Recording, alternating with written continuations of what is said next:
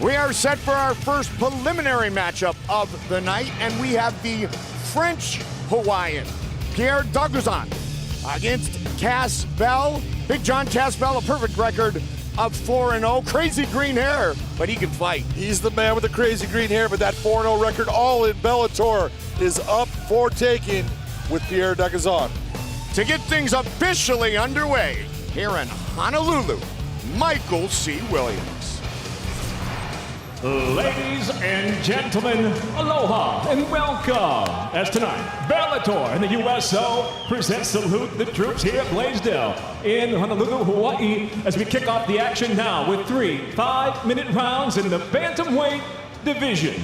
Introducing first, the blue corner, at 5'7", weighing in 135.8 pounds. His professional record, 5 wins, 3 losses, by way of Versailles, France. He fights out of Kaneohe, Hawaii. Please welcome Pierre, the French Hawaiian Daguzan. And across the cage, his adversary fighting out of the red corner at 5'10", weighing in 135.5 pounds as a professional. He's undefeated at 4-0, fighting out of Humboldt County, California, Cass Bell. The referee in charge of the action, Dane Futura. Dane Futura, our referee. Cass Bell, 4-0, all in Bellator. That was his knockout against Peter Ishiguro, and then he fought the heavy-handed Isaiah Roca. Beautiful guillotine choke, puts him unconscious. He is a stud when it comes to the grappling arts. Looking to move to 5-0 in his professional career, and we are underway. Tonight's fight clock brought to you by Geico. Red gloves for the southpaw Cass Bell. The French Hawaiian, Pierre Daguzan, making his Bellator debut, looking for his 6th professional victory. He is in the blue gloves. He's going to have his hands full with Cass Bell because Cass is good in this stand-up. You saw that he's got that knockout ability, especially with the knees. But his grappling, his wrestling is outstanding, and his jiu-jitsu is beautiful. The French Hawaiian, known as a pressure fighter, will want to get inside of Cass Bell and try to work his magic. Cass Bell, very long, very versatile, very long for a fighter at 135 at 5'10", pardon. Very long, and that length he uses really well, and it's going to be interesting to see if Daguzan can actually get inside. We've talked, he wants to get inside. He knows that he wants to make this a boxing range fight on his feet. 4 wins in Bellator, all finishes, 3 by submission, 1 by knockout. Fight scheduled for 3 5-minute rounds. Head kick. That's the second time that Cass Bell has landed that kick up to the head. Daguzan's going to have to start thinking about bringing that other hand up and over to help block. You can only take so much. Bringing that one hand up there, it can get through. Daguzan Trains here on the island of Oahu at Gracie Technics and Hawaii Elite MMA. So we will see that gym very well represented throughout the night, led by the former world champion, Max Holloway. 2 minutes in, red gloves for Cass Bell, blue gloves for Pierre Daguzan.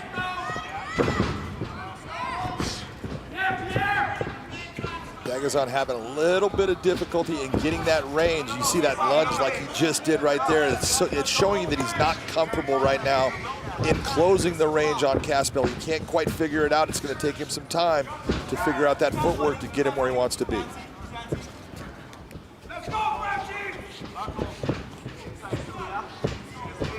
Cass Bell said he feels his greatest strength is his wrestling, his ability to get in the right positioning, knowing if he's in danger, and then he said he has a Spider-Man sense, followed by a little mental toughness. Spider-Man sense.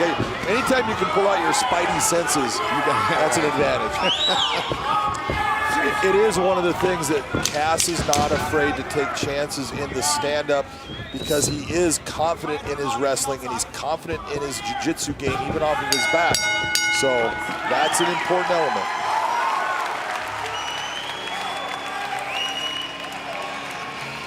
And Cass Bell, a man with 25 amateur fights. You didn't get the stool?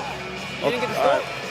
I want to say there's something going on with that, because that was not a 5-minute round. I know a 5-minute round. I've been in enough of them. And I can tell you right now, someone rang that bell as a 3-minute round. That was a mistake by our timekeeper. So how do you adjust if you adjust? Well, in this right now, if you're going to adjust as far as if you're Pierre Daguzan, you have got to figure out a way to establish the range that is going to get you that win. He has got to get inside. If he stays on the outside, like you were saying, Cass Bell is so long, it's difficult to be on the outside with him. So he's got to figure out that footwork that's going to get him inside and let his hands go free while in that boxing range. This was definitely a 3-minute round.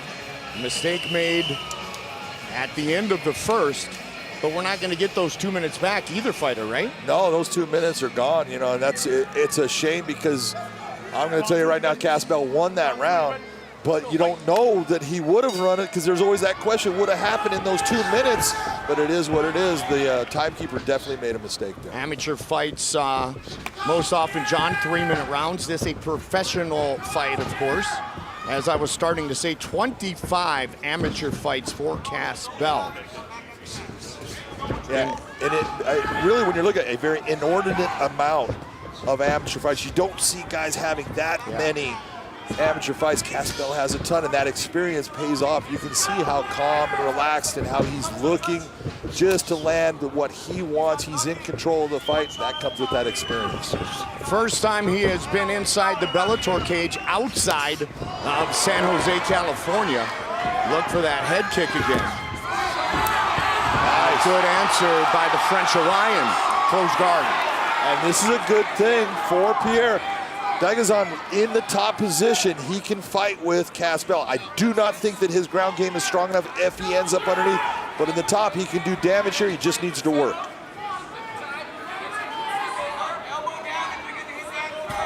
You see Cass framing out, getting himself back up, and that's, caught him on the way up. Nicely done. He's in trouble still. Cass Bell putting on the pressure. Feels a potential finish can be accomplished right here, right now. Spinning back fist on the way up, partner. Landed clean. There's that head kick again. And that head kick just landing, just grazing off the top, but still that is maintaining that fuzziness that right now Daguzan is under based upon that spinning back fist. What a great maneuver by Cass Bell. Well, the great maneuver when you're looking at it was when he framed out. Daguzan gets good position, he's on the ground, but he doesn't settle for just being in a closed guard. Opens up, frames out, puts the hand to the ground, gets himself up, and all that mentally plays on you if you're Pierre Daguzan saying, man, I couldn't even keep him down. Cass Bell utilizing that spidey sense to land that spinning back fist. It's all about the spidey senses, man. It is today, at least it seems to be as of now. That's almost like a PED. Cass Bell has been with his high school sweetheart for 14 years, 2 wonderful kids. His daughter and son both wrestle. They volunteer as wrestling coaches. Very involved in the sport and very active with those head kicks here in round number 2. And even when the head kick is blocked by the arm is taken, that hurts your arm, and it makes it to where your arm doesn't work the same. So he keeps on going back to it because Daguzan keeps on blocking with one arm. And you can do damage right through that one arm. Yeah, too many times we have seen guys bring that hand, that glove up to protect, and the kick just goes right into it or by it and puts him out. Cass Bell, a wrestler since 7th grade, a wrestling coach for the past decade. 32-year-old against 33-year-old. Daguzan in the blue gloves, Cass Bell looking to move to 5-0, all in Bellator in the red gloves.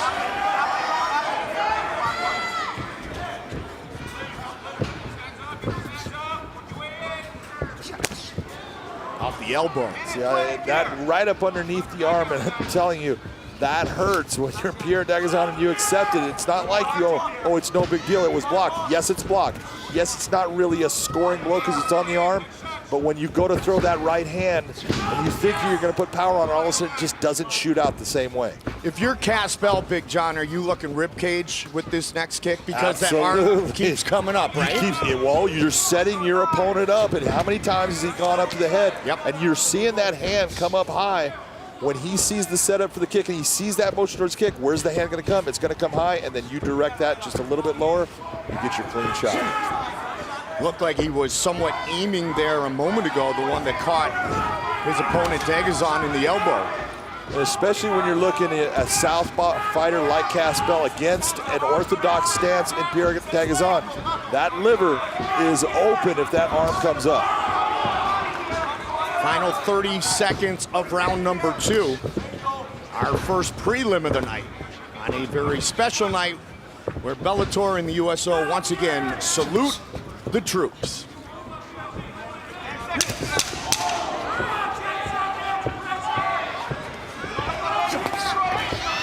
Spinning back fist, gain the momentum, and Caspel in control.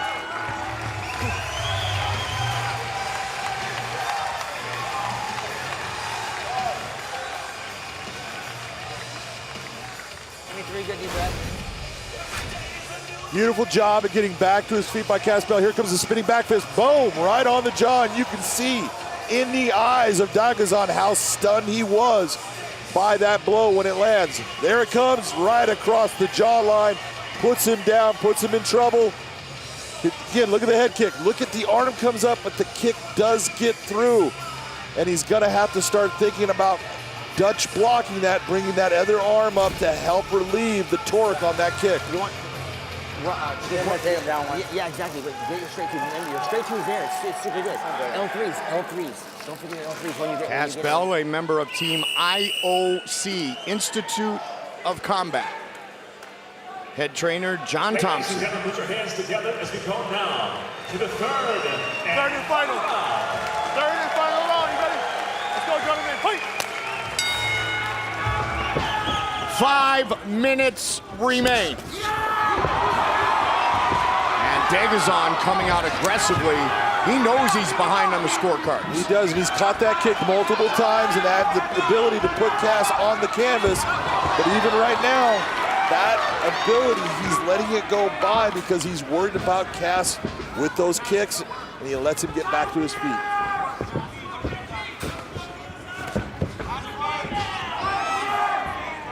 Dad certainly leading by example. Both of his kids, son and daughter, have won multiple wrestling titles at the age of just 10 and 8. And right on cue, he looked for the shot. Nice stuff by the French Hawaiian. It was a good first stop, but he got his hands closed, and that's why he's getting that takedown. Right to the back. This is where Caspel is so good. 3 of his 4 wins have come by submission. Pierre Daguzan needs to just remain calm, make sure that he controls one arm at least. The hooks are in, John.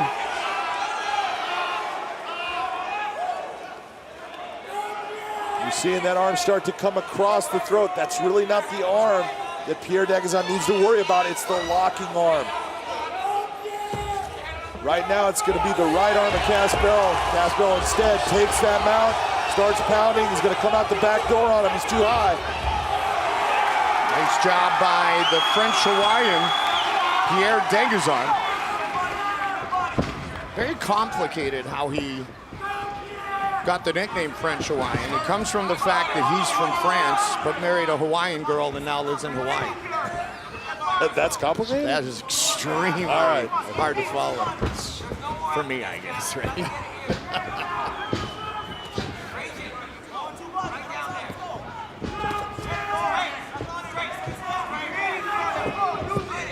Daguzan is doing a good job of just trying to get inside. He's working the whole time. I'm impressed with him. He's a tough guy. You can see that, he's doing everything he can to figure out a way to get a win in this fight. It's just right now, Cass just has the bigger tool chest. He's got more skills, and he's able to implement them at times when he wants. Daguzan does have power. He's got some strength. And a pretty good, oh, there's that spin again. Nicely done. And he hurt him again with it. Pretty good stand-up game, but Pierre can't get anything going against Cass Bell here in our first fight of the night. From the Blaisdell Arena in Honolulu, Hawaii.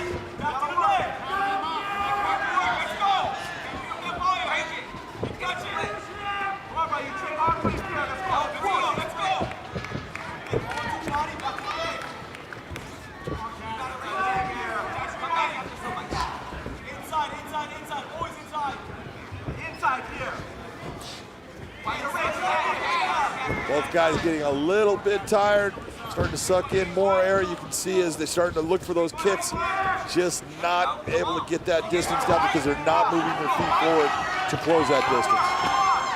Under 90 seconds on the clock.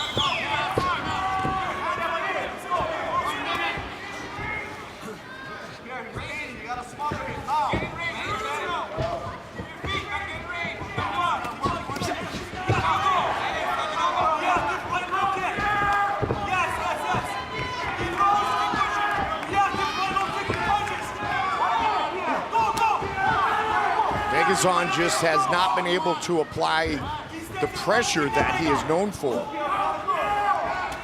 And when he has, he's gotten caught by that spinning back fist. You know, and that's it. You know, it's the times that he's decided to come in. He has paid for that motion inside. Cass Bell has made him pay. That's his job. That's what he's supposed to do. And you see Cass Bell just nice and easy slipping out of distance from that spinning back fist attempt. The guy that can control, you know, Chael says this all the time, it's a dance, and it's the guy that can control that dance. And throughout this fight, Cass Bell has been able to control that distance. That's why he's winning this fight. 5'10" against 5'7". Cass Bell set to move to 5-0 in his professional career. They go the distance.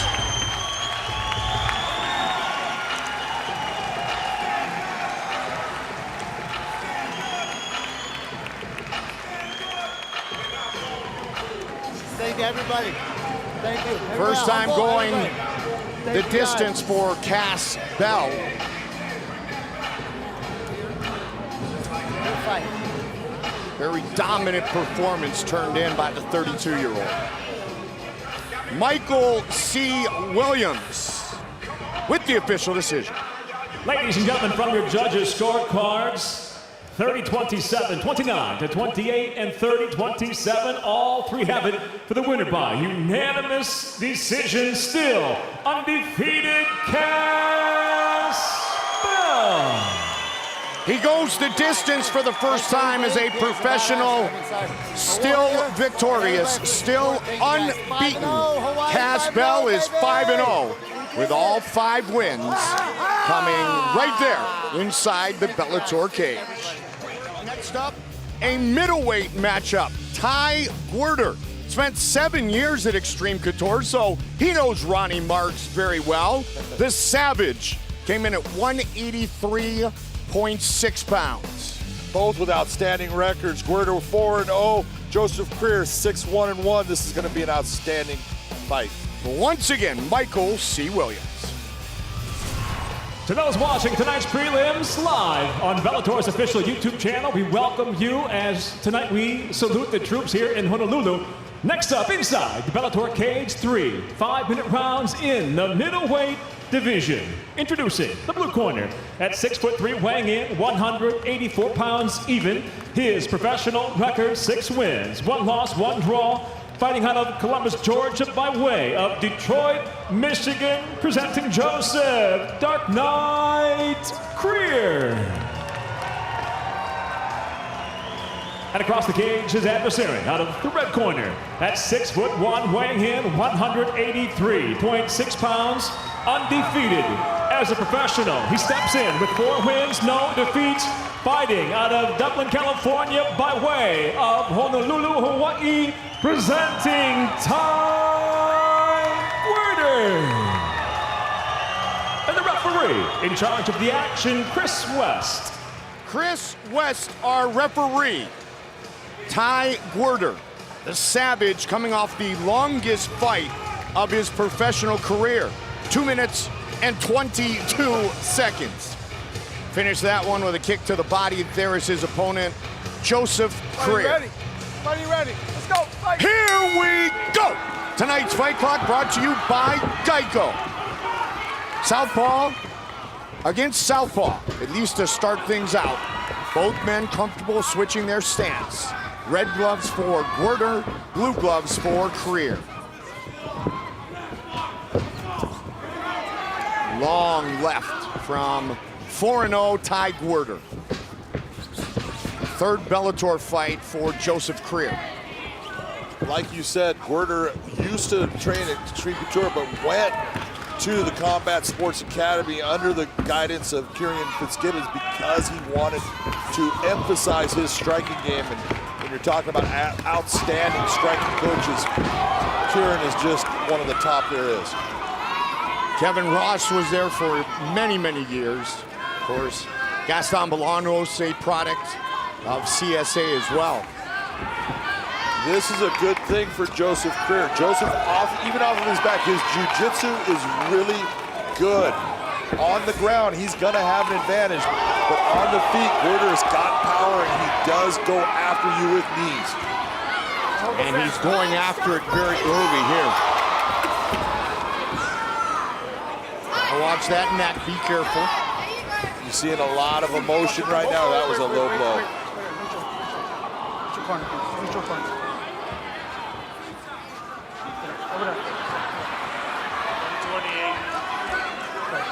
Take your time, Ty. You got 5 minutes. I'll recover. You see the knee strike comes in, just comes up, lifts the cup up right away. Gwerder reacts to it. Not intentional, but got to be responsible for the weapons when you throw them. Swing knees, I always like them because the swing knee, it comes to the outside, hits the thigh. Those ones up the middle, there's just too much chance of that angle being just a little bit off and it connecting. Gwerder is set to go as we continue here in round number 1. Unintentional knee from the Dark Knight, 37-year-old Joseph Creer. And you can see as Gwerder came out in that opening sequence, he's a little bit nervous, in front of the hometown crowd, just being under the lights. You just got to say, got to take my time. I don't have to end fights all fast like I've been doing. Just let me go out and do what I do. From here in Honolulu, training now in Dublin, California, as we mentioned, after 7 years in Las Vegas. See, what you just saw right there, Creer landed a beautiful shot, but you saw Gwerder responding off of it, not allowing the blow to bother him and giving a counter. That's where he's going to be successful. And a sneaky little elbow, John, from Gwerder as well.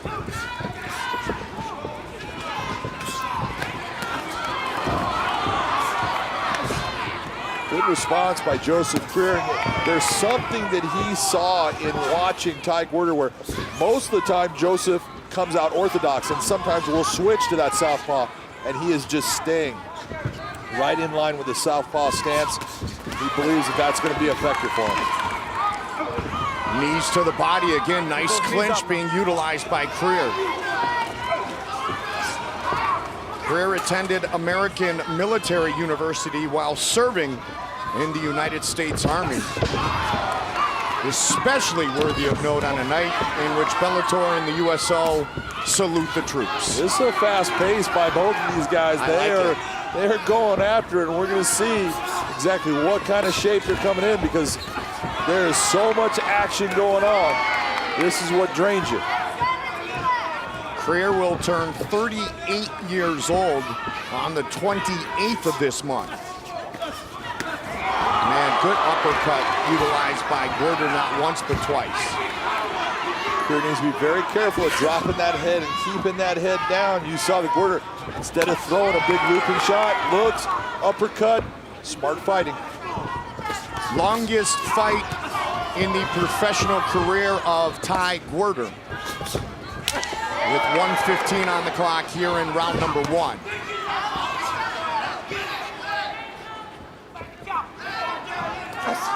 Both men happy to bite down on the mouthpiece and go toe-to-toe.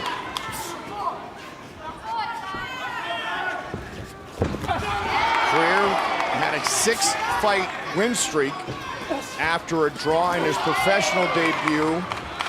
Snapped back in August at Bellator 225 by Austin Vanderford, who's coming off a spectacular performance in Tel Aviv. Gwerder's starting to settle down a little bit. Not a lot of the excessive movement. He's looking for his angles, looking for his shots. As Creer comes in, you can see him trying to set up his counters. All of that emotion is at least kind of settled out of him. He's getting into a groove of where he wants to be in the fight. And keep in mind with Ty Gwerder, this is his Bellator debut. Creer, nice job of taking him down. Great timing. Unfortunate in the timing that he did, as far as he has no time on the ground, and his ground game is exceptional. But did he leave an indelible impression in the judge's mind in a round that went back and forth? The ice on his back, look at me, breathe. Good. Okay, take a deep breath. Okay, so striking looks good. He's ducking, look for the uppercuts and the knees when he's ducking. When he backs up straight, put the kick on the body. Don't throw blind kicks. Check his leg kick, he'll stop throwing it. The cross is there for the counter, okay? He's trying to go for plume, right? Pull your head down in the tie clinch. Get your head in and your hips in, right? And then you grab him. You don't let him pull your head down. Bellator MMA is teamed up with MVP, merging vets and players, an organization that empowers veterans and former elite athletes who may have a difficult time when the uniform comes off to live a life full of pride and purpose with a healthy body and healthy mind. Go to Bellator.com for more information. Our good buddy Jay Glazer and crew do a great job merging vets and players. Round 2, red gloves for Ty Gwerder, blue gloves for Joseph Creer. Big John, who got the edge in your mind in the first 5 minutes? I think overall, I'm going to give it to Joseph Creer. I think that he landed the cleaner shots overall. There was a couple nice straight left hand right by Creer, but it was a close round. But he's the guy that landed the heavier shots, landed some knees. That was the difference. Did that late takedown make a difference in your mind? No, not at all, because what did he do with the takedown? He got it, but there wasn't any action off of it, so it's all the rest of the round in the stand-up that he's going to tell you who won that round. Now, that doesn't mean it didn't leave an impression in some judges' minds. No, it absolutely could. You have pretty much seen it all, looking to lace the legs. Yeah, nice. And this is where I, in watching these two guys, knowing them, I thought that Joseph Creer had the advantage if he could get this fight to the ground. This is where he can implement his skill set and be effective. When you were talking about Joseph Creer earlier in the week, you said he has very good ground awareness. He does, he understands it. Right now he's actually not using that, because normally he's in this position, he takes his opponent off of the fence and puts their back to the canvas. You can see he's kind of starting to try to do that right now, but he's got that leg lace, and with those legs in the position that they are, he knows that his opponent can't get up, so he's just going to start putting that head in the middle of his chest and working with those shots to just break him down. Again, there he goes, starting to push him over, and as he pushes, you're going to see he's starting to ride towards his back. That's where he wants to be.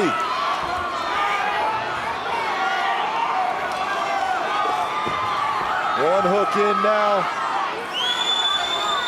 Ty Gwerder's got to start to be very careful of his position. He can get up, yeah. Now he's in a worse position as far as he's got now a body lock over the top. You can see the figure 4 on it. Controlling that, he's got that foot up in the air. He needs to put that foot down. Now he just released it, going back to basically hooks inside.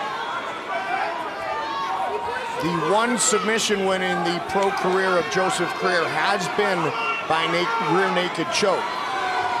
It's on the chin of Gwerder right now. Yeah, but it's close as far as you have the ability. You know, we talk about all the time. People say, oh, you can't get choked out there. I'm not trying to choke you out there. I'm trying to dislocate your jaw. And it is painful, so it can make a fighter panic and actually tap. That body lock is key to this position for Joseph Dark Knight Creer. And Gwerder needs to be able to turn. Right, what you see Joseph trying to do is lock down the arm. But Gwerder needs, if he's got that body lock, I want to put that body lock down. That'll help me turn now inside of that body triangle. Creer, a black belt in Brazilian Jiu-Jitsu. He earned the honor back in January of 2018. And you see Creer switching that body triangle there. Now he's just back to hooks, but all this time, you know, this is just where you start to wear somebody out, create problems for them, get them into making a mistake. You see Creer multiple times start to try to bring his leg up to trap the arm. Good job at Gwerder spinning inside. Gwerder fought through some serious adversity. A big crank on the chin, and now he works from top position. We had Taz Bell and his Spidey sense, and now we have Joseph Creer, the Dark Knight, who said years ago he was wearing a Batman rash guard, and thus he continues to be Dark Knight. He just got rocked. Yeah, he just took one shot, but a nice left hand over the top. And you can see, look at all the ground that Gwerder gave up, which is telling the judge, oh, that hurt me, that stung me, I need distance. Creer needs to sit back with that takedown. There you go. Big round for Joseph Creer. And the real problem is Gwerder was rocked just before this takedown. How cognizant is his mind right now? How clear is he with everything?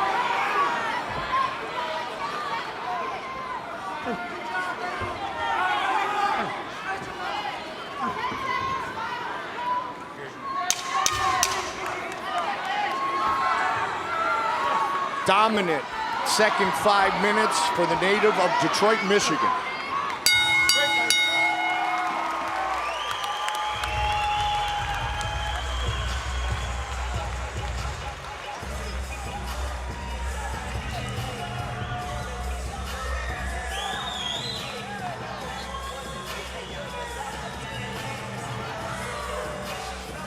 Green. Very nice.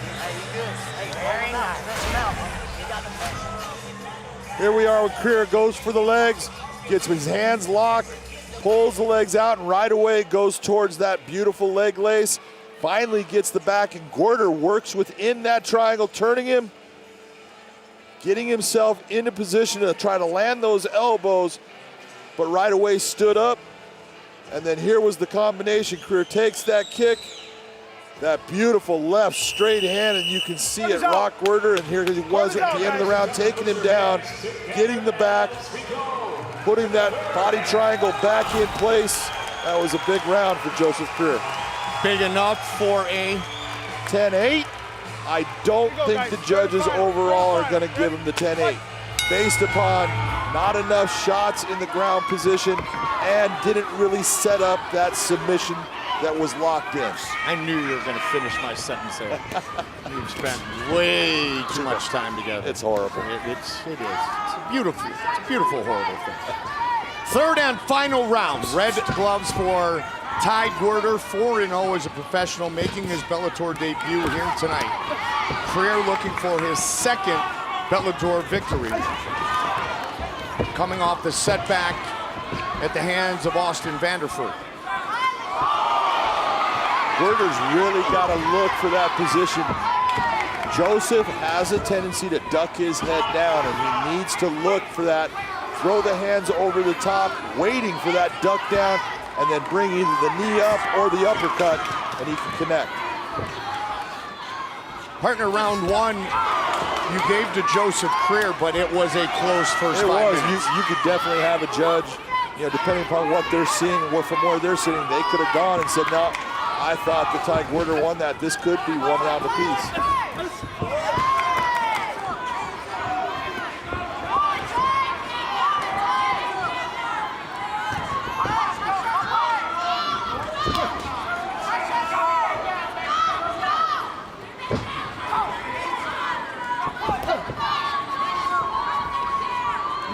Seconds into the 3rd and final round. Our prelims underway here inside Blaisdell Arena. Bellator USO, salute the troops. Both hands are locked. He's going to get that takedown.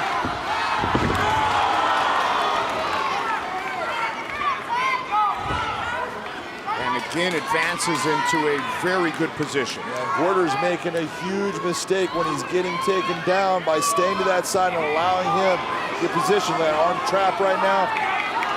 Joseph Creer is in a beautiful position to end this fight right now.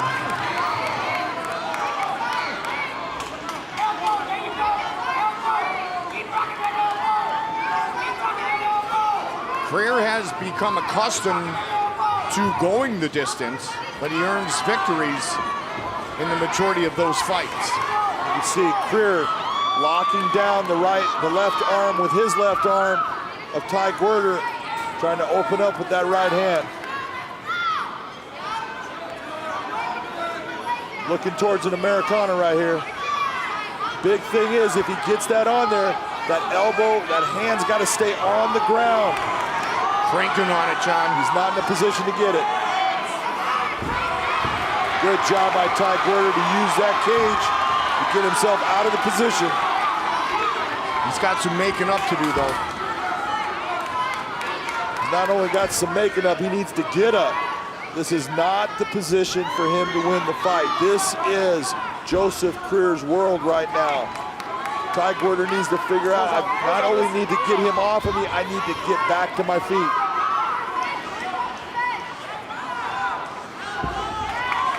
Joseph Creer told us he believes his greatest strength is his ability to never quit.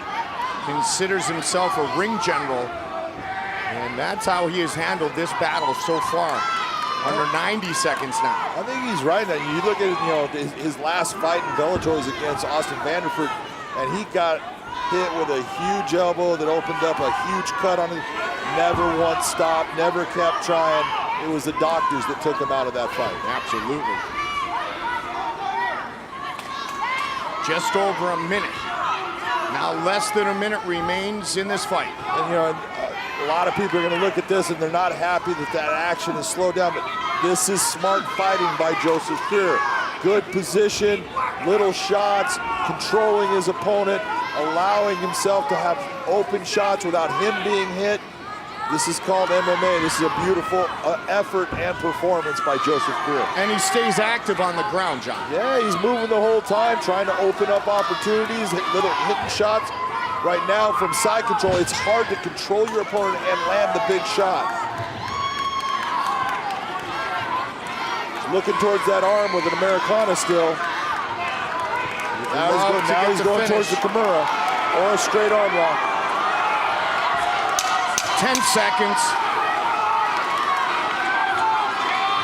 Looking for the finish all the way to the final bell. They go the distance. 37-year-old Joseph Creer makes it a very dark night for Ty Savage Gwerder. Oh, you are so clever. I'm here always.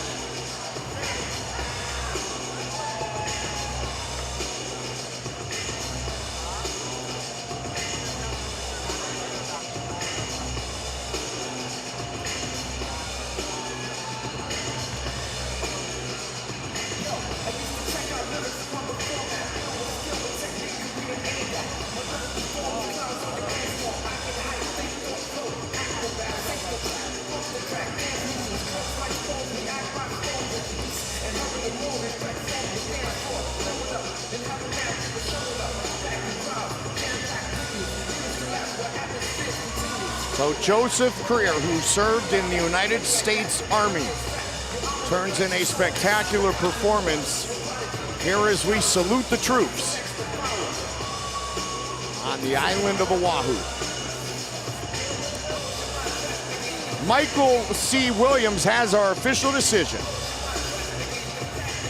Ladies and gentlemen, having gone the distance, we'll go to your judges' scorecards. Your scores, 30-27, 30-27, and 29-26. I'll have it for the winner by unanimous decision, Joseph Dark Knight Creer. Joseph Creer by unanimous decision in this middleweight matchup. Our tail of the tape for this contracted matchup at 180 pounds, Hunter Ewald, set to make his professional debut against the Hawaiian Brysen Bolahao. Michael C. Williams. And out tonight here at the Blaisdell, we go to a contract weight fight at 180 pounds, set for 3 5-minute rounds. Introducing the blue corner at 5'7", weighing in 180 pounds even. Early on, as a professional, he stands at 0-1, fighting out of Makaha, Hawaii. Introducing Brysen Bolahao. And across the cage, his adversary fighting out of the red corner at 6'1", weighing in 177.8 pounds. Tonight, he makes his professional debut from Hanalei, Kauai, presenting Hunter Ewald. In charge, your referee, Jason Herzog. Jason Herzog, our referee. This matchup came together 15 days ago as Bolahao, fighting for the second time in Bellator, took this fight on December 6th. Made his professional debut 1 year ago right here. Lost to Hobson Gracie Jr. Here we go. Hunter Ewald in the red gloves, a Brazilian Jiu-Jitsu black belt under his father, Bruno. Brysen in the blue gloves, and tonight's clock brought to you by Geico. Hunter Ewald is not just a Brazilian Jiu-Jitsu black belt. He is a high-level, world-class Brazilian Jiu-Jitsu black belt. His skill level on the ground far exceeds the normal black belt that we talk about. He is good everywhere, and you're going to see if he gets this fight to the ground, you're going to see someone that is just special in his attacks. His father, a pioneer for the martial art of Jiu-Jitsu here in Hawaii. Hunter has been doing it his entire life, and there's a great lineage that includes some Gracies and, of course, Bruno Ewald, and now we see 25-year-old Hunter making his pro debut here against Brysen Bolahao at 180 pounds. This is a bad spot for Brysen to be in. Bolahao, at this point, he is going to be defensive because there's so many attacks that Hunter Ewald can come up with that can cause him a problem. Right now, it's a face crank. Again, a lot of times guys are going to be in that, it's not in the neck, it's on the jaw. Look at the squeeze. The squeeze is an art into itself. That squeeze is so tight, he's just adjusting it. This is over. It is all over! Just like that!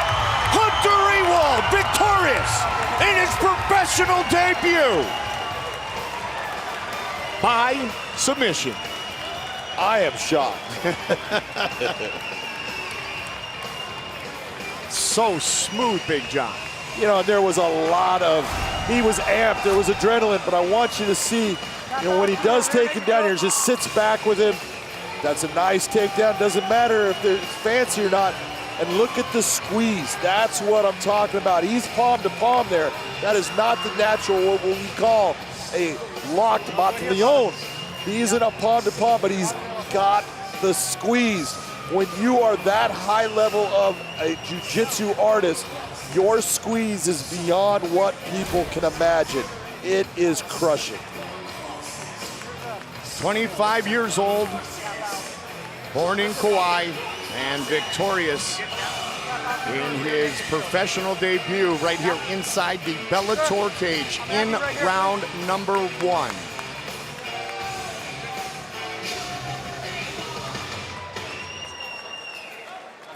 Michael C. Williams with our official decision. Ladies and gentlemen, inside the Bellator cage, the tap comes by way of a rear naked choke. Official time, 1 minute, 42 seconds. Round number 1 by submission. He begins as an undefeated professional hunter, Ewald. Hunter Ewald comes in and does exactly what he planned on.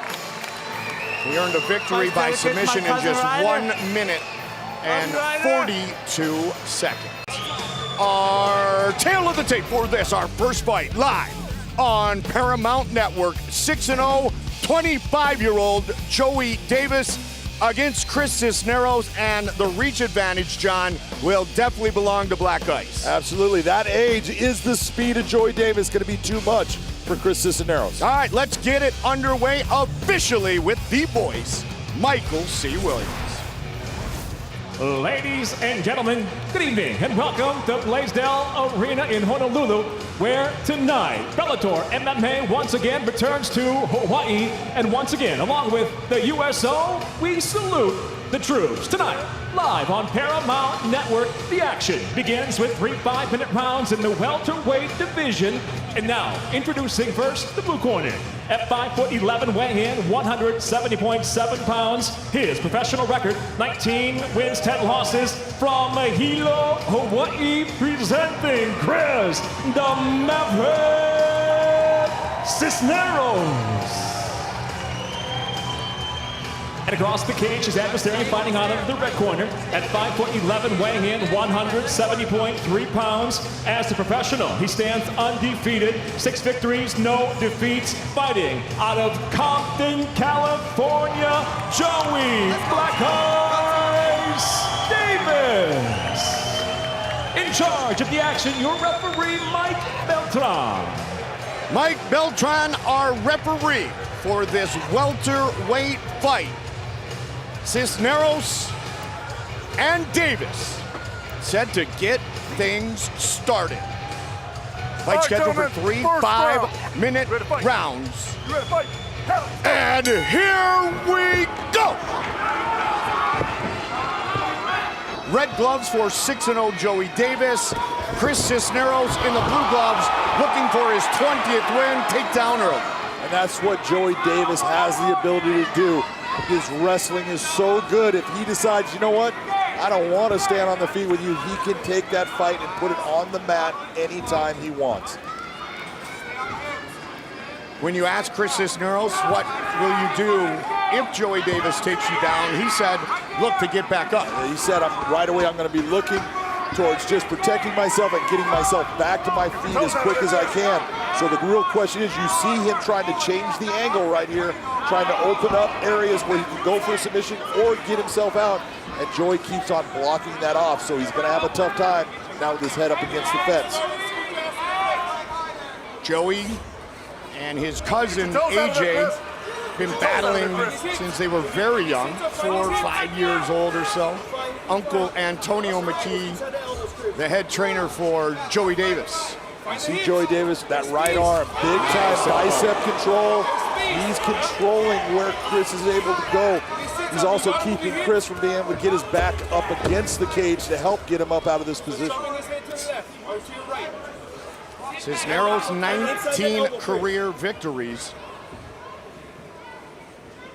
He feels like he's finally getting somewhere, especially having the opportunity to once again fight here in Honolulu inside the Bellator cage. Wants to take advantage of it. Just a few days shy of 40 years old. You can see right away that the ground, the base of Joey Davis is causing Chris Cisneros some problems. He's doing good work in trying to change that angle, get his legs involved, trying to frame out. He's just unable to unbalance Joey Davis because of all of that background that he has in the grappling arts.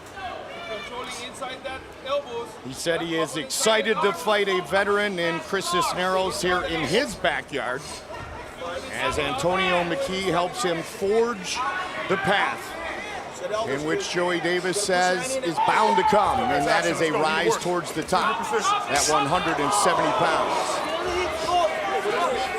All 6 of his pro fights in the Bellator cage, and a good start here midway through round 1. Yeah, see, this is really bad for Chris Cisneros. When you see Joey posturing the way he is, look at where he's at. He doesn't have a whole lot of weight, but it's the pressure when he is leaning forward and he's able to maintain that balance and bring shots down. This is bad for Chris. Chris is already cut. Nasty cut. Joey Davis in control early.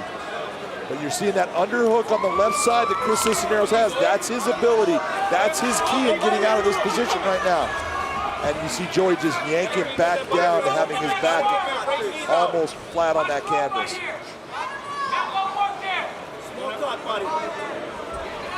Those slicing elbows utilized perfectly thus far by Joey Davis here in the first 3.5 minutes of this fight. And look at what Joey Davis is doing with his head, Mike. You can see that he's steering, using his head as that short third arm, just moving Chris Cisneros' head where he wants and then opening up with the shots.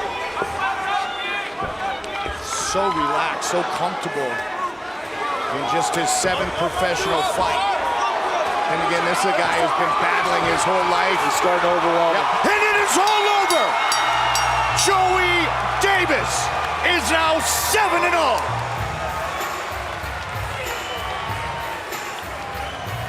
His 5th first-round finish, once again by TKO. Here's Joey Davis right off the beginning of the start of the fight. Comes out, shoots the double leg, picks Chris Cisneros up and puts him down, and then gets him into the position against the cage where he just starts opening up with shots. That elbow right there is the one that opened him up. Those are slicing elbows. Watch again here, watch the elbows come across. He is so good at being calm in this position, controlling, being in a postured position where he can bring power so much that he starts to overwhelm his opponent, and that's why he gets the referee stoppage. 7-0. Joey Black Ice Davis, first round TKO. Our official decision is coming up next. As an amateur wrestler and a professional mixed martial artist, I guess you could say Joey Davis is now 140-0. Here's Michael C. Williams. Ladies and gentlemen, inside the Bellator cage, referee Mike Beltran steps in, waves off the contest due to strikes. Official time, 3 minutes, 55 seconds. Round number 1, the winner by TKO, still undefeated, Joey Black Ice Davis. Another great performance by Joey Davis. Vicious elbow early.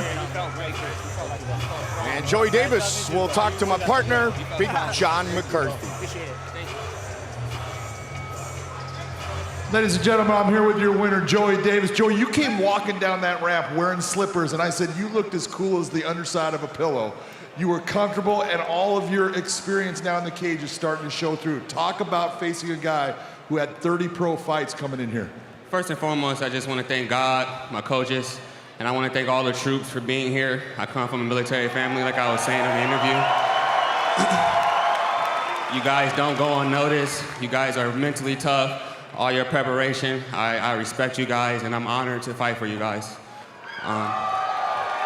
But yeah, going against Chris Cisneros, I knew that I had to be on my P's and Q's. I know that I had to be efficient in the gym, stay consistent in the gym, and keep working, because this is a veteran, and especially coming into his home country, I had to be ready. Well, you showed the respect that you had for him coming out right away. You have been working on your stand-up, and you went right to your base, your wrestling, that double leg, taking him down, putting him against the cage, but it was your posture that made the difference in this fight. Yes, I know that it's a mixed martial arts sport, and a lot of my fights, I'm, very diverse. So I just wanted to go back to the drawing board against a very tough opponent and go to what works, and I got the W with it. You did an outstanding job. I want to congratulate you. Ladies and gentlemen, give it up for Joey Black Ice Davis. An early happy birthday to Joey Davis. He is 7-0. And there you see his teammate, AJ McKee. He will get the quarterfinals of our Featherweight World Grand Prix. Tonight, Claxton faces Braydon Akeo. Tail of the tape for this featherweight fight. 27-year-old Air Claxton against 23-year-old Braydon Akeo. Yeah, we talk about that one loss coming to Emmanuel Sanchez, who we know is an unbelievable fighter. 3-0, Braydon Akeo. This is gonna be a beautiful fight between great grapplers. Great matchup at 145. Once again, Michael C. Williams. Live on Paramount Network from the Blaisdell. Salute the Troops now moves to the featherweight division, set for 3 5-minute rounds. Introducing first, the blue corner. At 5'10", weighing in 145.6 pounds, his professional record undefeated at 3-0 from Maili, Hawaii, presenting Braydon Akeo. And across the cage, his adversary fighting out of the red corner at 5'8", weighing in 145.6 pounds. As the professional, 5 victories, just 1 defeat, fighting out of Cleveland, Ohio, introducing Tywan, Erik Claxton. In charge of the action, your referee, Dane Futura.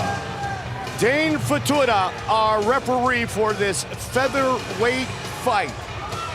23-year-old Braydon Akeo against 27-year-old Tywan Claxton. Red corner ready.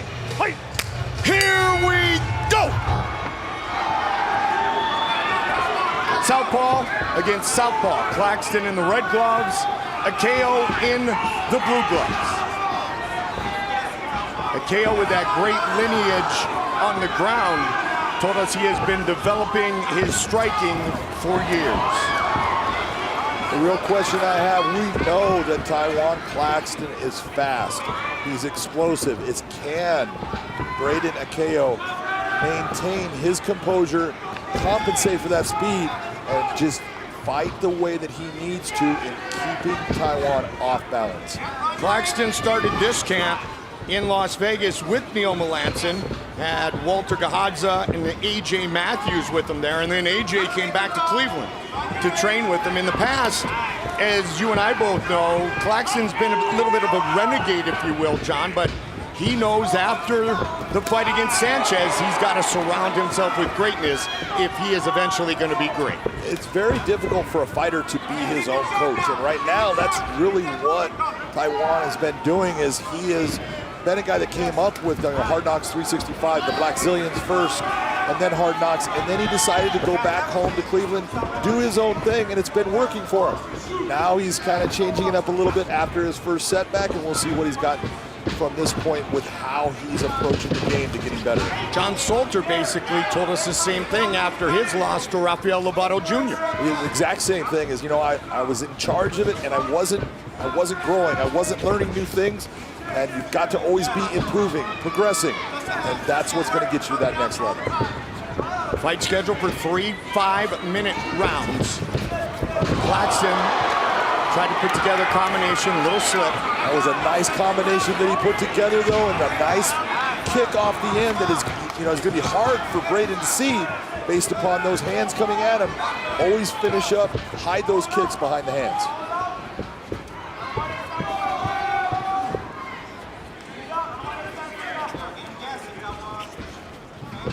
Air Claxton was cut from the basketball team in 6th grade. In 8th grade, even before tryouts, John, they asked him if he wanted to be the manager. That means it's not going to go very well. It's not going well. Yeah.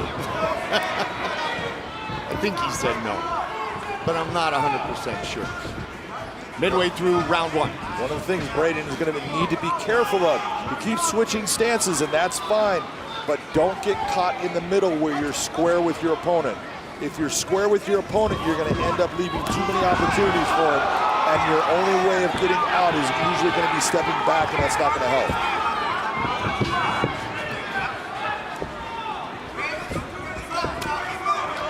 A lot of mutual respect here early.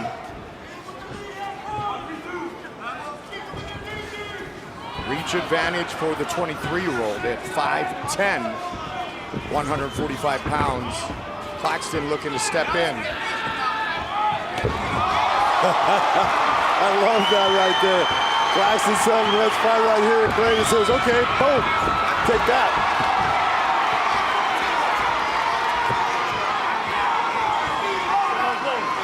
And here's the real question. Braydon has made his career so far, obviously only 3-0, but he's made it off of his superiority in the grappling range, in his wrestling. He's a good wrestler. Now he's facing someone that is his equal at least in that category. So how does he deal with it? Couple inside knees thrown by Claxton.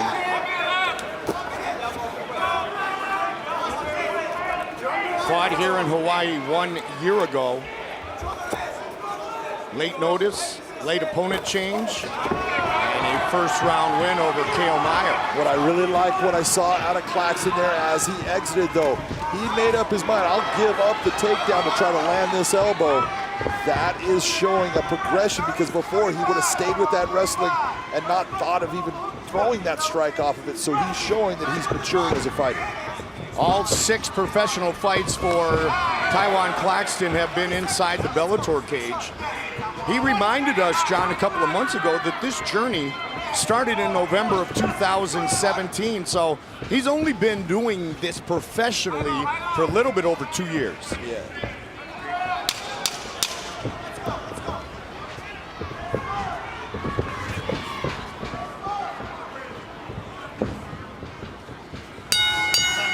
Tonight's Corner Cam is brought to you by Boost Mobile, the switch that gives you more.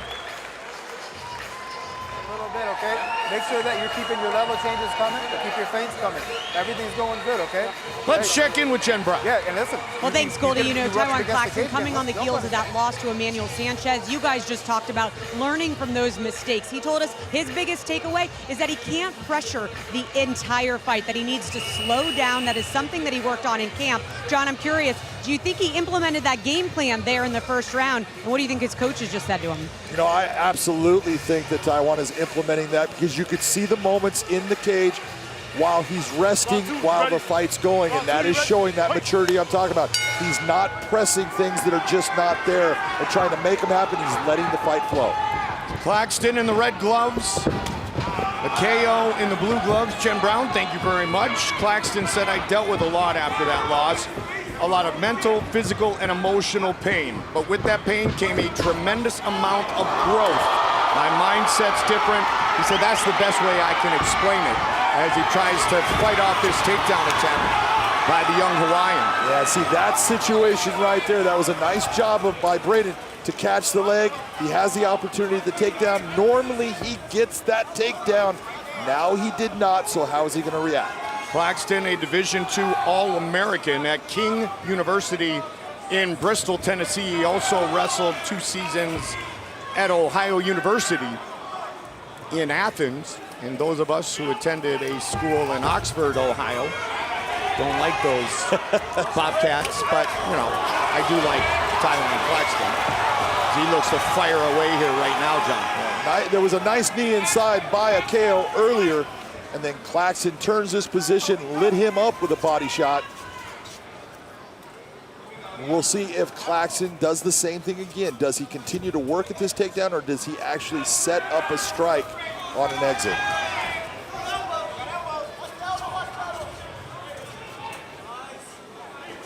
Great lineage of grapplers and wrestlers in the family of Braydon Akeo.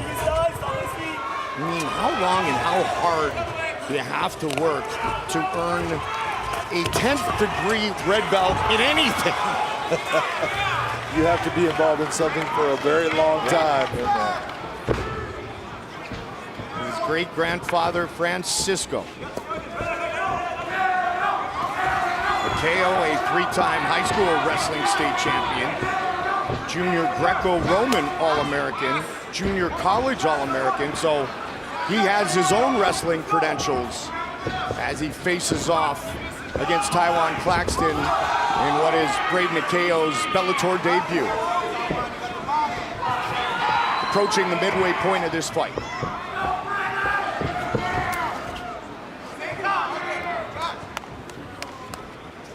Both men touching off with the low leg kicks. You see, look at Tywan trying to change that angle, get a lateral step. All good movement. Braydon doing the right thing, just circling himself out and away. Come back, re-engage. Braydon needs to be careful of turning his eyes away from his opponent. Ducked away from that, and you saw him backing out, but make sure that you keep your eyes exactly where they need to be. Doesn't matter where your body's turned, eyes have to be seeing what's coming at you. Akeo made his professional debut 13 months ago. He's already 3-0 with 2 of his victories coming by knockout. Born in Chico, California, moved here to Hawaii at age 2.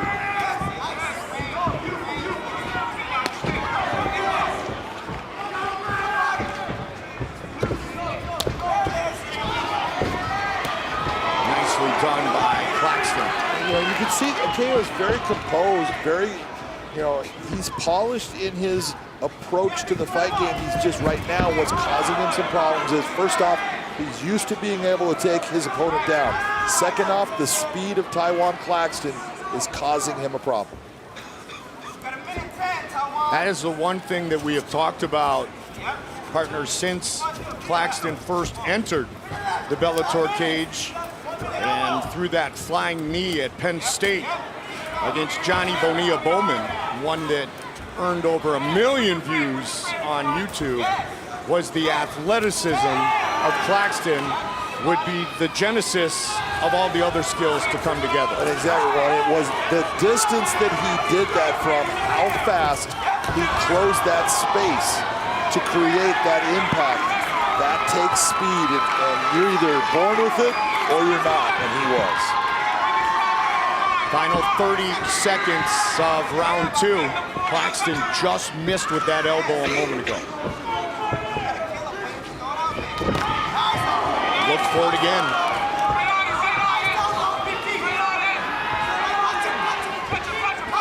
Claxton really looking to land that left hand straight down the pipe.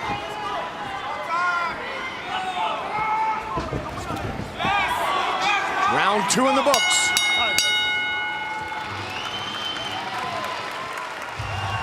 All right, Bellator fans, you want the same gear the fighters wear? How about the same shirt that the beautiful Mercedes is sporting right now? Go to BellatorShop.com and get your Hawaiian souvenir. Mercedes and Kamalani here tonight inside Blaisdell Arena, our first of 2 nights of great fights. Coming from Hawaii, what a way to spend Christmas. 3rd and final round. He's got that deep. Here's his big opportunity to take Claxton down. Claxton blocking with the leg. Every time you see him elevating, you see Claxton entwining the leg, stop making pressure so he cannot just pick him up. Working the hands right now.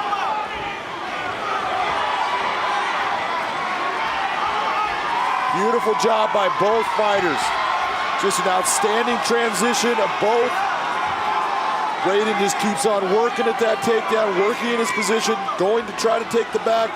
Claxton stops it. He's using the cage to keep Braydon from being able to get completely on his back, turns himself to face him, and has gotten himself out of that position. Beautiful wrestling by both men.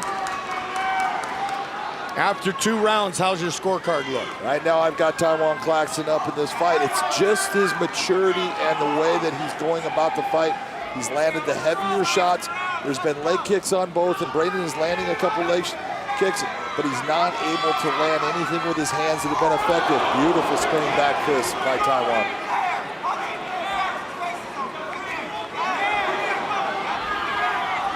What I've noticed as much as anything, with just under 3.5 remaining in this fight, is a more mature, but more importantly, maybe, John, a more relaxed Tywan Claxton tonight. That is the perfect word, Mike. You're exactly right.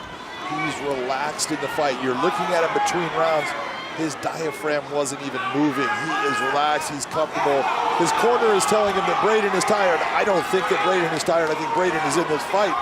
But it's the fact that Claxton has been able to control the pace, put the fight where he wants. At times, he's been pressured and he's had to put out some energy, but it's well within his range. His mom, Jamela, in the crowd here tonight as Erik Claxton looks for his 6th Bellator victory. Midway point of our 3rd and final round. Nice teeth kick to the body. Claxton needs to look when he's getting into those clinch situations. He's got the ability to land those short elbows. Just slowly start to pick your opponent apart with those. Keep him pressed on the fence.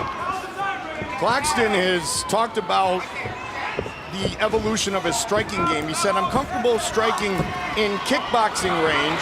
Johnny said boxing range, not so much. And there's a huge difference in what he's talking about. It's when you can do training. Beautiful takedown by Tywan. And this is showing how he is starting to dominate this fight. Just the speed, just the pressure, and breaking Braydon down, not only physically, but mentally. When Braydon didn't get that takedown or that back position that he always would have gotten, mentally it's like, dang, I just can't get what I normally get, and it starts to wear on you. You had a feeling that that was Braydon's big chance. It was, but you're seeing that Tywan is just taking his time. When he's got the opportunity, he's putting pressure on Braydon. Nice heavy shots, and this is how you work towards finishing a fight.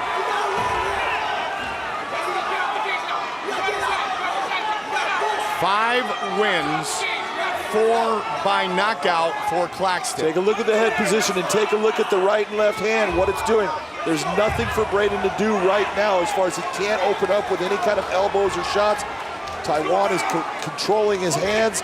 He's utilizing head pressure. He's now throwing that left hand. Everything he's doing is showing what that level of maturity, the difference. Big knees. And a takedown right into the mount. Big round 3 turned in by Erik Claxton.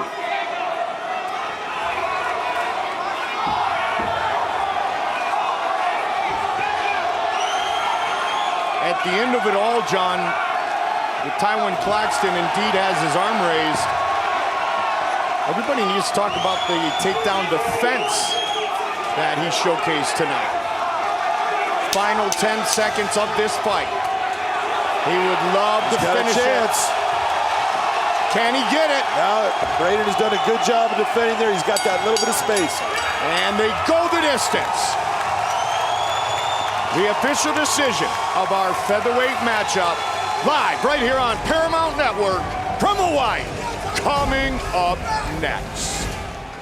What an occasion once again as Bellator and the USO salute the troops. Take a look at the numbers. Spectacular performance by Erik Claxton, landing 50 significant strikes in 15 minutes. Official decision comes your way from the voice, Michael C. Williams. Ladies and gentlemen, having gone the distance, we'll go to your 3 judges at cage side. Chris Lee, Jay Antuki, and Frank Trinh all have it the same 30-27 for the winner by unanimous decision, Tywan Erik Claxton. Tywan Claxton with Big John McCarthy. Ladies and gentlemen, I am here with your winner, Tywan Claxton. That was an outstanding performance, but I heard you say something to your opponent after the fight. It's about how you come back. Talk to me about that. So everybody knows that I just came off my first loss. My last fight, I was in the featherweight Grand Prix, and I ended up drawing Emmanuel Sanchez, and that was my 6th professional fight, and he had just fought for a world title 2 fights ago. And, you know, he taught me a lesson. He humbled the fuck out of me, and I went back, and I went to the gym, and I got back to the grind, and I said it, and I'll say it again. I might lose, but when I come back, I'll be stronger. You know, you can't break me. You might win the battle, but you won't win the war. I'm just getting started, and it's going to be a lot more Erik Claxton in the future. You better believe that. Well, you were definitely strong in here. In fact, you were relaxed. It was how relaxed you were. You were going after a variety of combinations. And the one thing that he was unable to do was take you down. Your wrestling and your base saved you from being on the canvas in this fight. Yeah, absolutely. You watch all my fights. You guys see my highlights. I take guys down, I take guys down, I take guys down. But I've been in the gym. I've been working with some great boxers. And today I wanted to stand up and throw some heat. And I feel like I'm falling in love with that. And it's going to be less takedowns and it's going to be more spinning shit. Well, I would say that was an outstanding performance. Congratulations. Ladies and gentlemen, give it up for Erik Claxton. Hey, big shout out to the troops. I love coming here fighting for you guys in Hawaii. You're the real heroes, and I can't wait to get drunk with you guys. Let's party, baby. Our tale of the tape for this flyweight fight. Lara, 7 years younger, 3 inches taller than Veta Arteaga. Also with that 5-inch reach advantage, she can really make use of that 5 inches in this fight tonight. This is a marquee matchup, and once again, here's Michael C. Tonight, Salute the Troops live on Paramount Network now presents flyweight set for 3 5-minute rounds. Introducing first, the blue corner. At 5'4", weighing in 125.7 pounds, coming off of her world title challenge, she returns tonight, bringing 5 professional victories, 3 defeats. From Boise, Idaho, presenting Veta Arteaga. And across the cage, her adversary fighting out of the red corner. At 5'7", weighing in 126.8 pounds, a former world title challenger as well. She brings 8 professional victories with 3 defeats. From Medellin, Colombia, introducing Alejandra Lara. And the referee in charge, Jason Herzog. Jason Herzog, our referee. Veta Arteaga, Alejandra Lara. Flyweight showcase here as we support the troops once again. And we are underway. They come out swinging. Well, they both did. They're both coming out throwing leather. Alejandra came out, threw a shot. Veta said, that's nice, here's one back. Blue gloves for Arteaga, red gloves for Lara. Lara coming out southpaw. Alejandra Lara, John Sorry, has finished her last 5 wins. Yeah, that was a nice kick to the body, and you could tell that Veta felt it. Veta was stopped for the very first time in her career in her title fight that we mentioned earlier against Alina McFarland. Well, we know how good the wrestling that Alina brings, and she had a really tough time in getting Veta to the ground. Let's see what Lara can do in the same position that we saw Alina in against Veta.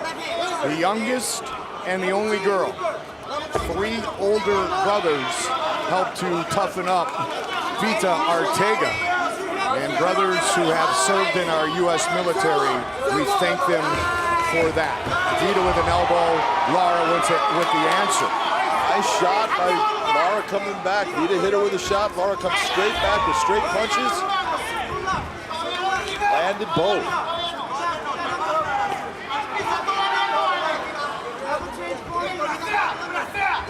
Veta is again showing that her wrestling defense makes her a very difficult opponent to put on the canvas. Love the fact that Lara is landing shots on her exit. She's exiting but landing shots, making someone pay for the position. Unpredictability is something Alejandra Lara, always talks about when she describes her skill set. Likes to keep her opponents off guard, if you will, being as unorthodox as she is. Approaching midway point of round number 1.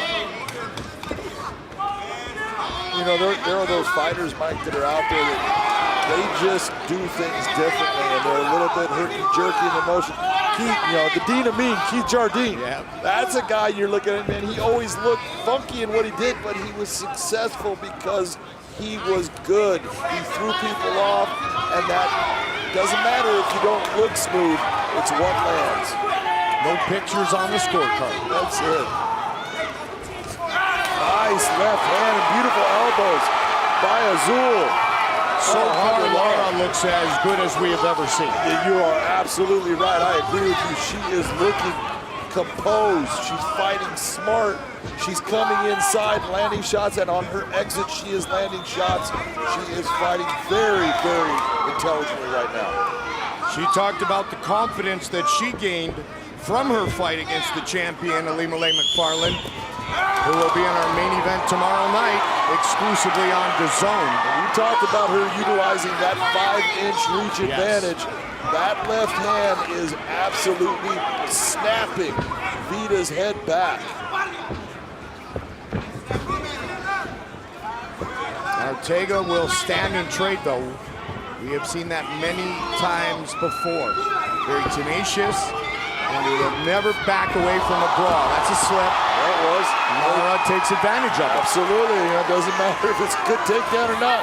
That slip puts her in position. Lara gets on top, and this is what we were talking about. And I thought Josh and Chael were both right in that Lara should not end up underneath. If you want to be on the ground, you need to be in the top position.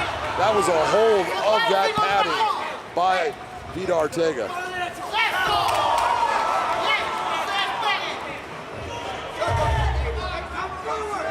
Jay, Chael, Josh showed us the top flyweights in Bellator today. Of course, Lara and Arteaga both on this list, as are Bruna Ellen and Juliana Velasquez. Beautiful left kick up high. That stunned Veta. They will fight tomorrow. Lara making the huge statement here tonight. That elbow landed over the right eye of Arteaga. Lara, so far, so good. Maybe so far, so great.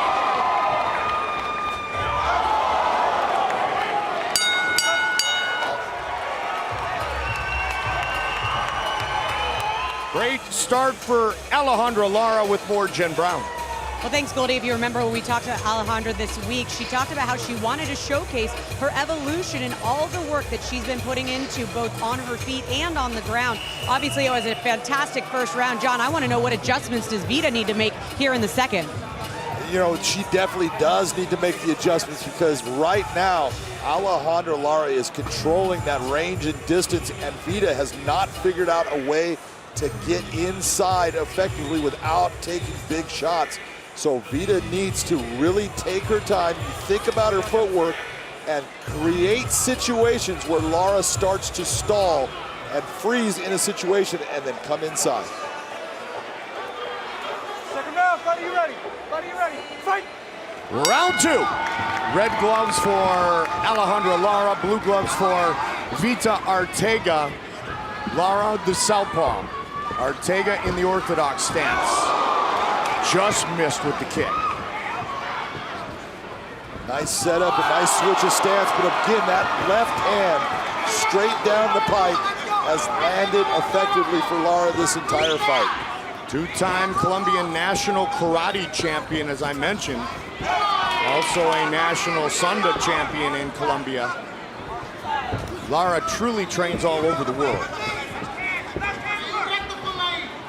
She does train all over the world. She even went over to Rufus Sport, trained there for a while, is in Mexico training at the Wolf's Den.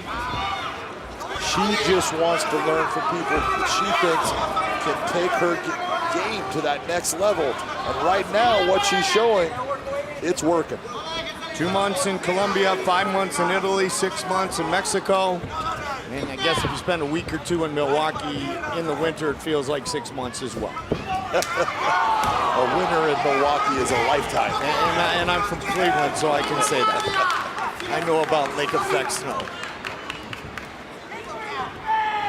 Arteaga trying to get right back in this fight. Lara tremendous in the first 5 minutes. Again, the left hand, watch the left hand, Mike. It is just a laser beam right into the middle of Veta Arteaga. It has not missed.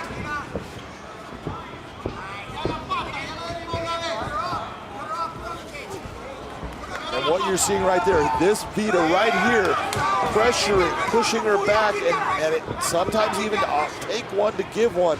She's got to bring that style out to get a win here tonight. 2 minutes into round 2.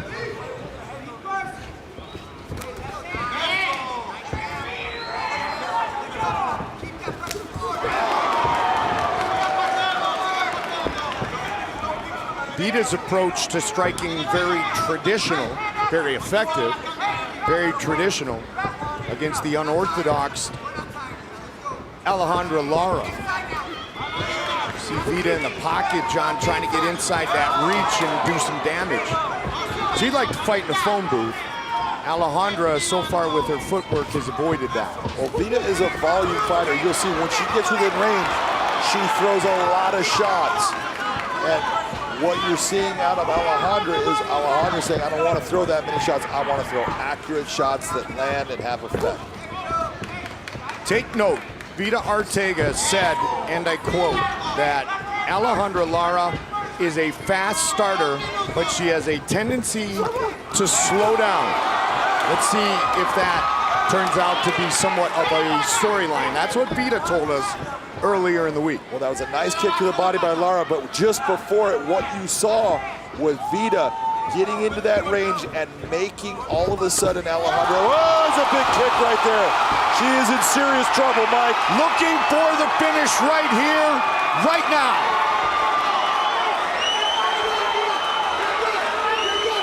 Smart. Got tipped again. Trying to utilize some head movement, John. Smart by Lara to create space. Have some sting on the end of those punches. Arteaga in big trouble. Lara may have overcommitted with the elbow a moment ago, but she continues to pour it on. Oh, Veta Arteaga is tough. She took a lot of shots and she is still there. And now she's mad.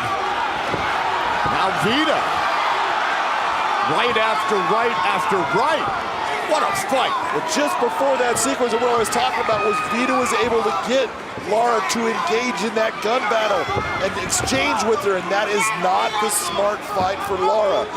Lara needs to pick her apart at range, utilize that reach advantage, utilize the better technique, and just hit those single shots. Nice kick again. The kicks have been a big difference in this fight. But as Alejandra Lara, John, tried to set that kick up, Veta Arteaga did a great job of closing the distance. She crushed the space, which made the kick ineffective.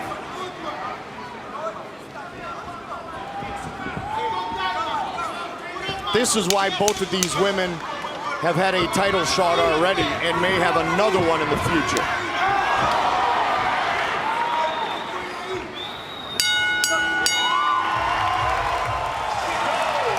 The crowd loves it. Blaisdell Arena, Honolulu, Hawaii. Mike Goldberg, Big John McCarthy, Jay Glazer, Chael P. Son and Josh Thompson, Jen Brown, Veta Arteaga, Alejandra Lara. 5 minutes remain. 10-9 round 1, 10-9 round 2 for Lara. Absolutely. I have Alejandra ahead both rounds here. She did the damage. It was beautiful to see Arteaga get herself back, but she definitely gets that round. Both women have let their hands and legs go. Lara, a much better advantage percentage-wise in her strikes landed. Nice kick to the body again, and what you were gonna see is you should be seeing Veta doing what she's right there, pressuring forward, trying to close that space, and it should be that Alejandra Lara creates space, keep her at a distance or keep her in that clinch. You're either all the way in or all the way out. During our commercial break, Brother Freddie, Brazilian Jiu-Jitsu black belt, and And a man who served in our military for 4 years told his baby sister, you can get into those exchanges, but you have to continue to move your feet. Again, she closes the distance nicely. Not only a spinning back fist, but brought the kick in to follow it up. Alejandra has gotten, you know, she does all that dance stuff, and she does those silks and the ropes. She's got a very strong core. She's got great balance, which that core allows. She's an athlete. She is an athlete. Dance arts have always been a big part of her life. Her acrobatic work, as John talked about, flexibility, movement, punching, and kicking. She's not bad at those either. Switches her stance to orthodox. 3 minutes on the clock, third and final round. Looking for the spin again.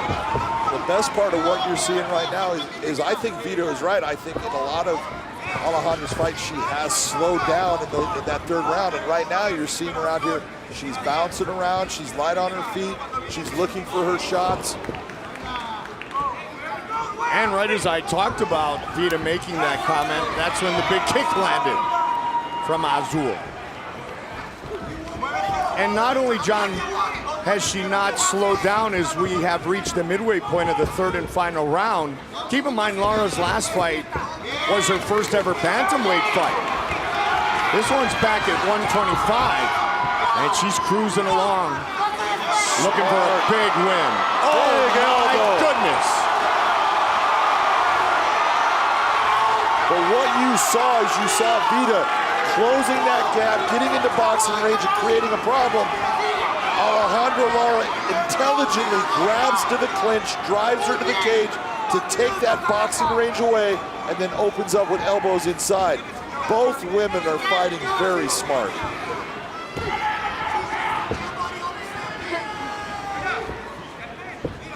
.145.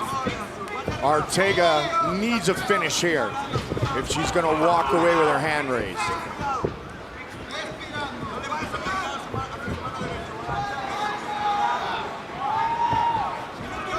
When the range has closed, Lara has utilized some really vicious elbows. That time, the kick to the midsection and another one.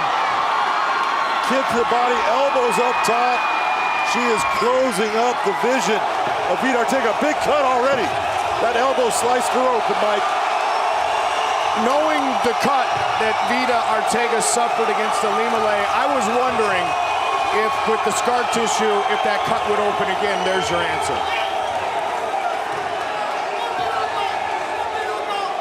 Great performance by Alejandra Lara. By far the best that we have seen in the 25-year-old's career. No doubt about it. This is the finest performance Alejandra Lara has had in the Bellator cage.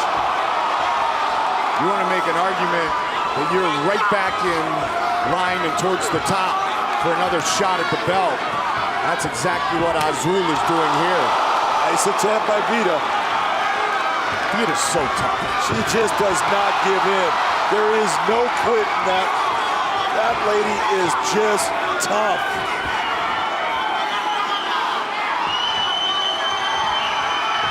Fighting in front of the troops. Putting on a show with Alejandra Lara, who was absolutely sensational tonight. Here's the kicking game that had made Alejandra Lara so successful. That kick is what put her off balance. There's the kick that hurt her and put her back towards the cage. Look at that kick come up, put her on her butt. Just missed that shot, a little off balance with it. But the kicking game of Alejandra Lara was sensational tonight. It kept Veta off balance throughout the fight. And look at the elbows inside. That opens up Veta Arteaga. Just an outstanding performance tonight by Alejandra Lara. Alejandra Lara. Man, did she look good tonight. Official decision is coming up next. With the official decision, the voice, Michael C. Williams. Ladies and gentlemen, having gone the distance inside the Bellator cage, we'll go cage side to your judges. Frank Trigg, Sal D'Amato, Mike Bell. All three scored exactly the same, 30-26. I'll have it for the winner by unanimous decision, Alejandra Lara. Big John McCarthy will visit with Azul, Alejandra Lara.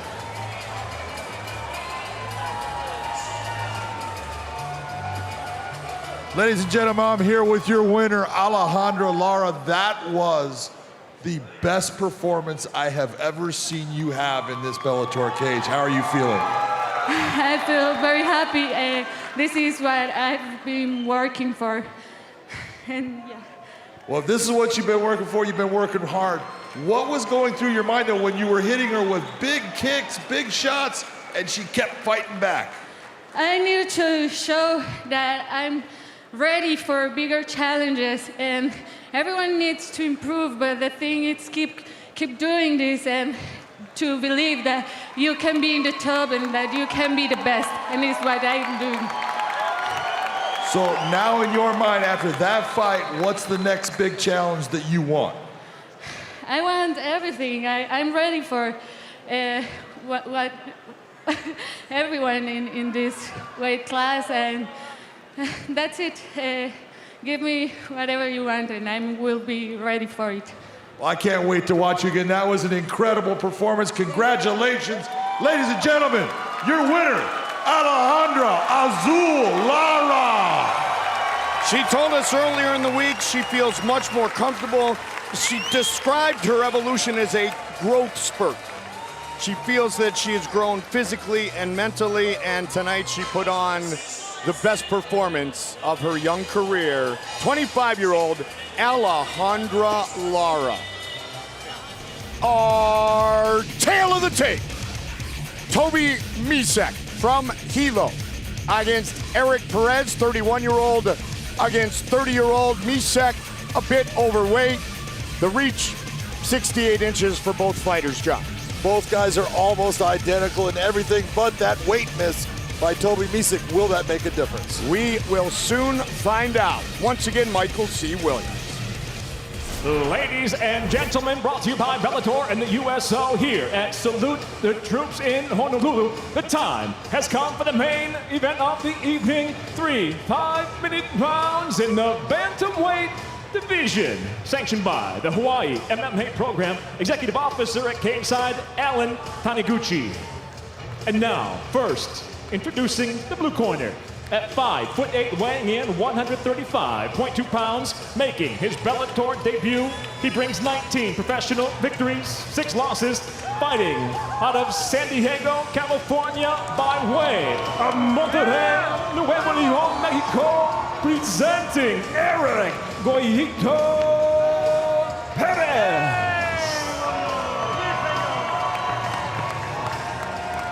And across the cage, his adversary, fighting out of the red corner at 5'8", weighing in 141.4 pounds as a professional. 11 wins, 7 losses from Hilo, Hawaii. Introducing Toby Misech.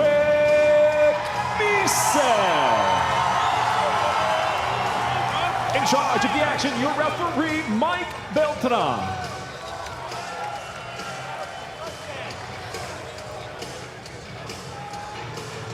All right, don't get over the rules already. Protect yourself at all times. Obey my commands at all times. Touch gloves now if you want. At the sound of the bell, come on out, handle your business. Let's go. Toby Misech, Erik Perez. Fight scheduled for 3 5-minute rounds. Our main event of the evening. First round. You ready to fight? You ready to fight? Let's go. Here we go. Perez in the blue gloves, Misech in the red gloves. Misech, the southpaw, throws the inside kick early. The hand speed of Toby Misech can be a difference in this fight for him. I like that I see him trying to maintain control of the center of the cage. That's a good thing for him to do. Just watch for those takedown attempts by Perez.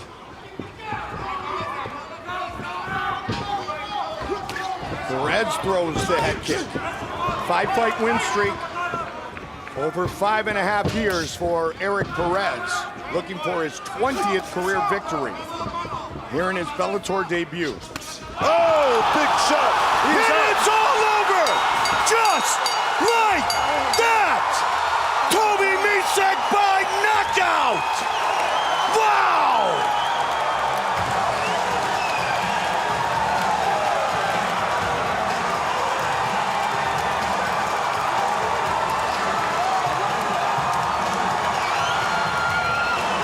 Hello, Hilo!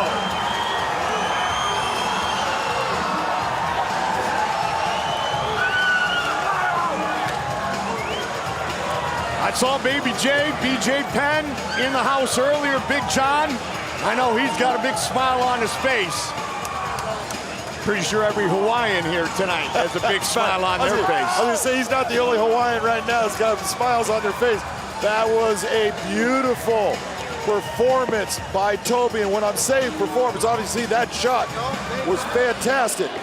But the way he came out, maintained position, took control of the center of the cage, he showed that he was ready to fight.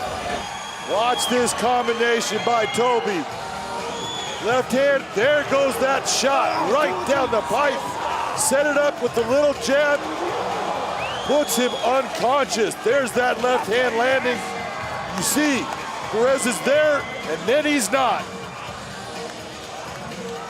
Partner, let's look at it real speed. Oh! You can hear that crack, and you see Perez go out. That was an excellent stop by Mike Beltran. Perez never even knew he was out because he actually got knocked back in to consciousness. Had no idea that he ever went out. Toby Misech with the second first-round finish of his career. The first came in his professional debut back in 2012. Tonight, professional fight number 19 and first-round finish number 2 for the 31-year-old. Too quick, Toby Misech. Our coverage here live on Paramount Network continues from Honolulu when we come back. What a finish for Toby Misech in our main event of the evening. We would like to once again thank our friends at the USO for allowing us the honor of sharing tonight with you and the soldiers, sailors, airmen, Marines, and Coasties of Hawaii and those in our military around the world. To make our main event official, once again, Michael C. Williams. Ladies and gentlemen, inside the Bellator cage, it comes to an end. 54 seconds into round number 1. The winner by knockout, Toby Misech. Second first-round finish for Toby Misech. This one in just 54 seconds. Too quick with Big John. Ladies and gentlemen, I am here with your winner, Toby Misech. We talked about a long camp, and you were tired of the camp, so is that why you got rid of that fight so fast? My nickname, Too Quick. But you know, coming into this fight, I was a little disappointed in myself. I missed weight. First time in my career. I don't know what it was. My body shut down, but I have to make up for that. We got put on the main event for a reason tonight, you know? So. One of the questions I wanted to ask you is coming in here, obviously it didn't affect you, but was all of a sudden there more pressure when they told you you're now the main event? It was just another fight for me. I come in this fight, no pressure. I'm always underdog. I had so much doubters, and this is our town, you know? This is my home. We ain't losing in here. You're right, this is your home. What is it like being able to fight in front of your hometown fans on a big stage as the main event? It's a dream come true. Look, you just hear all of them. How can you not be motivated? I'm gonna make up for this weight loss. I'm coming back, and I'm bringing the belt back home. Ladies and gentlemen, your winner, Toby Too Quick Misech. Career win number 12 for Toby Misech. His 8th win by knockout. This one in less in a minute. Congratulations to Hilo, Hawaii's own.